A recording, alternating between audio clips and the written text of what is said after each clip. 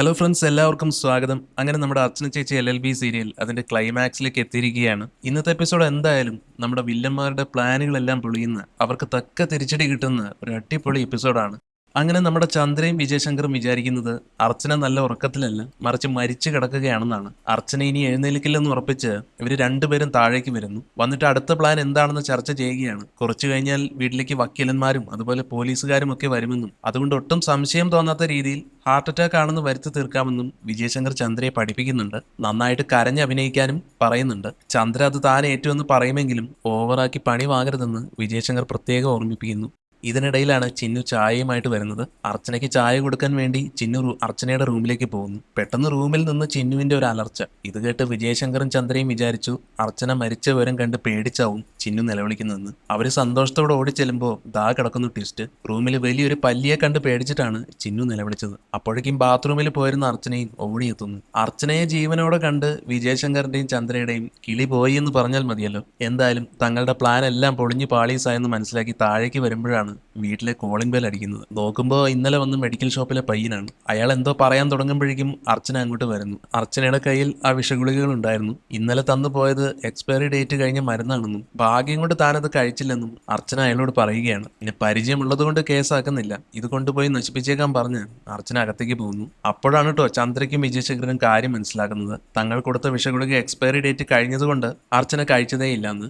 അപ്പുറത്ത് നമ്മുടെ മുകുന്ദന്റെ ഒരു കോമഡി സീനാണ്. പുറത്തുപോയ മുകുന്ദനെ കാത്ത് രമ്യയും മഞ്ജുവും രുക്കും ഒക്കെ നിൽക്കുകയാണ്. അപ്പോഴതാ മുകുന്ദൻ വരുന്നു. 12 കിലോ മാങ്ങയും 15 മസാല ദോശയും ഒക്കെ ആയിട്ട്. ഗർഭിണിയായ രമ്യയ്ക്ക് വേണ്ടിയിട്ടാണ് ഇത്രയും വാങ്ങിയത്. ഇതൊക്കെ എന്തിനാ ഇത്രയും വാങ്ങിയതെന്ന് ചോദിച്ച് ബാക്കിയുള്ളവർ കളിയാക്കിയപ്പോ മുകുന്ദൻ ആകെ ചമ്മി നാറി പറഞ്ഞു, സോറി, ഇതെന്റെ ആദ്യത്തെ ഗർഭമായതുകൊണ്ട് അളവൊന്നും അറിയില്ലായിരുന്നു എന്ന്. ഇത് കേട്ട് എല്ലാവരും ചിരിയോട് ചിരി. പക്ഷേ ഇപ്പുറത്ത് സീൻ ആകെ മാറുകയാണ്. വിജയശങ്കറിന്റെ അസിസ്റ്റന്റ് വക്കീൽ ശ്രുതിയുടെ ഒരു ഫോൺ കോൾ വീണ്ടും വരുന്നു. ഒരു ബാഡ് ന്യൂസ് ആണ്. KNK കമ്പനിയുടെ ലീഗൽ അഡ്വൈസർ സ്ഥാനത്ത് നിന്ന് വിജയശങ്കറിനെ മാറ്റി പകരം അർച്ചനയെ നിയമിക്കാൻ MD തീരുമാനിച്ചു. ഇത് കേട്ട ദേഷ്യം വന്ന വിജയശങ്കർ ഉടനെ തന്നെ ഫോൺ കട്ട് ചെയ്യുന്നു. കാര്യമറിഞ്ഞ ചന്ദ്രയും കലിതുള്ളി നേരെ അടുക്കളയിൽ നിൽക്കുന്ന അർച്ചനയുടെ അടുത്തേക്ക് ചെന്നു. അവിടെ ചെന്ന് ചന്ദ്ര അർച്ചനയെ വല്ലാതെ അപമാനിച്ച് സംസാരിക്കുകയാണ്. നീ MDയെ വശത്താക്കിയിട്ടാണോ ഈ ജോലി തട്ടിയെടുത്തത് എന്ന് വരെ ചന്ദ്ര ചോദിച്ചു. അതോടെ അർച്ചനയ്ക്കും ദേഷ്യം വന്നു. മറ്റുള്ളവരെ മയക്കി കാര്യം നേടുന്നത് നിന്റെ ശീലമാണെന്നും എന്നോട് ഈ കളി വേണ്ടെന്നും അർച്ചനയും തിരിച്ചടിച്ചു. നീ വിജയേട്ടന്റെ പത്തിക്കാണ് അടിച്ചിരിക്കുന്നത്, അനുഭവിച്ചതെന്ന് ഭീഷണിപ്പെടുത്തി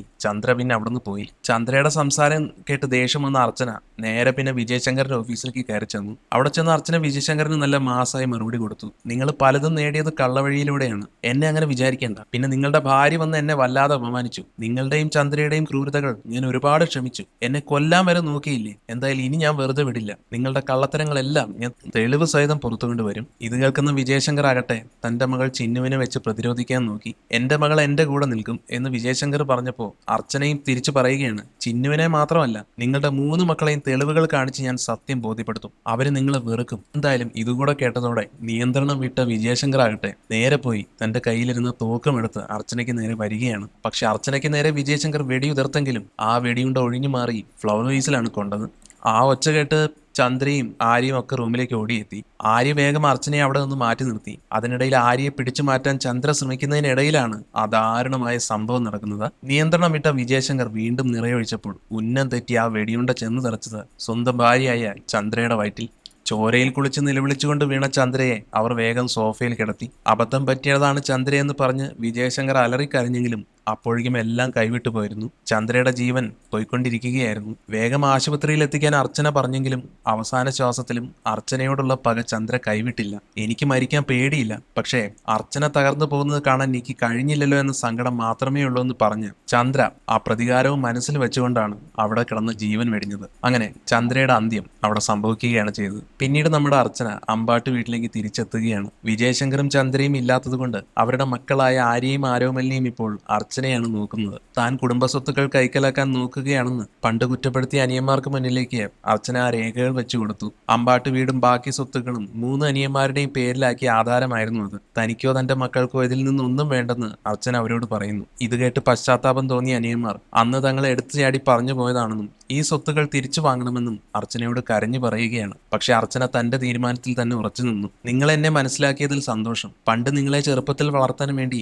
ഞാൻ എന്റെ ജീവിതമാണ് മാറ്റിവെച്ചത്. ഇനി ഞാൻ ഇവിടെ നിൽക്കുന്നില്ല. ടൗണിൽ വാടകയ്ക്ക് ഒരു വീട് എടുത്തിട്ടുണ്ട്. അങ്ങോട്ട് മാറുകയാണ്. ഞാൻ ഒറ്റയ്ക്കല്ല പോകുന്നത്. ചിന്നുവും ആര്യയും ആരോമലും എന്റെ മക്കളായി ഇനി എന്റെ കൂടെ ഉണ്ടാവും. അങ്ങനെ അർച്ചന അവരോട് പറഞ്ഞു. ചേച്ചി വാടക വീട്ടിലേക്ക് പോകരുതെന്ന് എല്ലാവരും നിർബന്ധിച്ചെങ്കിലും അർച്ചന വഴങ്ങിയില്ല. മരത്തിന്റെ ചില്ലകൾക്ക് ഭാരം കൂടിയാൽ വെട്ടിമാറ്റണം. ഞാനിവിടെ തുടരുന്നത് നിങ്ങൾക്ക് ഭാരമാകും. ശിവക്ഷേത്രത്തിന്റെ അടുത്താണ് പുതിയ വീട്. എപ്പോൾ വേണമെങ്കിലും നിങ്ങൾക്ക് വരാമെന്ന് പറഞ്ഞ് അർച്ചന ഇറങ്ങാൻ തുടങ്ങി. എല്ലാവരും സങ്കടത്തോടെ നിൽക്കുമ്പോൾ ദാ വരുന്നു അടുത്ത ട്വിസ്റ്റ്. രുക്കു മുന്നോട്ട് വന്ന അർച്ചനയെ തടഞ്ഞു നിർത്തുകയാണ്. രുക്കു പറയുന്നുണ്ട്, ചേച്ചി ഈ വീട്ടിൽ നിന്ന് പോകരുത്. പണ്ട് അനുവാദമില്ലാതെ ഈ വീട്ടിലേക്ക് കയറി വന്ന് ചേച്ചിയെ ഏറ്റവും കൂടുതൽ വേദനിപ്പിച്ചത് ഞാനാണ്. അതുകൊണ്ട് പോകണമെങ്കിൽ ഞാനാണ് പോകേണ്ടത്. ചെറുപ്പം മുതൽ കൂടെയുള്ള അച്ചുവിനെ ഉപേക്ഷിക്കാൻ ചേച്ചിക്ക് കഴിയുമെങ്കിൽ ഇന്നലെ വന്ന് എനിക്ക് അച്ചുവിനെ ഉപേക്ഷിച്ച് പോകാൻ ഒരു ബുദ്ധിമുട്ടുമില്ല. ഞങ്ങളുടെ തെറ്റുകൾ തിരുത്തി തരാൻ ചേച്ചി ഇവിടെ വേണം. ചേച്ചി പോയാൽ പിന്നെ ഞാൻ എന്തിനാണ് ഇവിടെ നിൽക്കുന്നത്? എന്തായാലും രുക്കുവിന്റെ ഈ വാക്കുകൾ കേട്ട് അർച്ചനയും ബാക്കിയുള്ളവരും ഒക്കെ ആകെ അത്ഭുതപ്പെട്ട് നിൽക്കുകയാണ്. രുക്കു വിട്ടുകൊടുക്കാൻ തയ്യാറല്ലായിരുന്നു. അതുകൊണ്ട് ഈ വീട്ടിൽ നിന്ന് പോകേണ്ടത് ചേച്ചിയല്ല, ഞാനാണ്.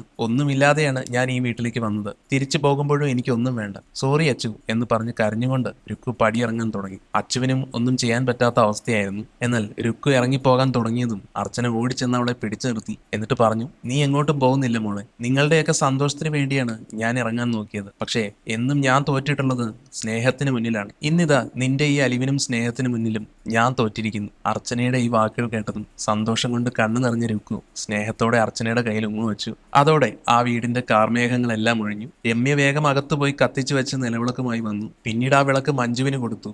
മഞ്ജു അത് വളരെ സന്തോഷത്തോടെ അർച്ചനയുടെ കയ്യിലേക്ക് മേൽപ്പിച്ചു. ആ നിലവിളക്കുമായി എല്ലാവരെയും ചേർത്ത് പിടിച്ച് അർച്ചന വീണ്ടും ആ വീട്ടിലേക്ക് കയറുകയാണ്. സ്വന്തം കുടുംബത്തെയും ബന്ധങ്ങളെയും ഒരിക്കലും മുറിച്ചു മാറ്റാൻ അർച്ചനയ്ക്ക് കഴിയില്ലെന്ന് ഒരിക്കൽ കൂടെ തെളിഞ്ഞു. അങ്ങനെ തകരാൻ പോയ അമ്പാട്ട് കുടുംബത്തിന്റെ നെടുന്തൂണായി അർച്ചന മാറി. ഇതോടെയാണ് അർച്ചന ചേച്ചി LLB സീരിയലിന്റെ ആ വമ്പൻ ക്ലൈമാക്സ് എപ്പിസോഡ് അവസാനിക്കുന്നത്. വീഡിയോ ഇഷ്ടപ്പെട്ടാൽ ലൈക്ക് ചെയ്യുക, ചാനൽ ഒന്ന് സബ്സ്ക്രൈബ് ചെയ്ത് സപ്പോർട്ട് ചെയ്യുക. താങ്ക്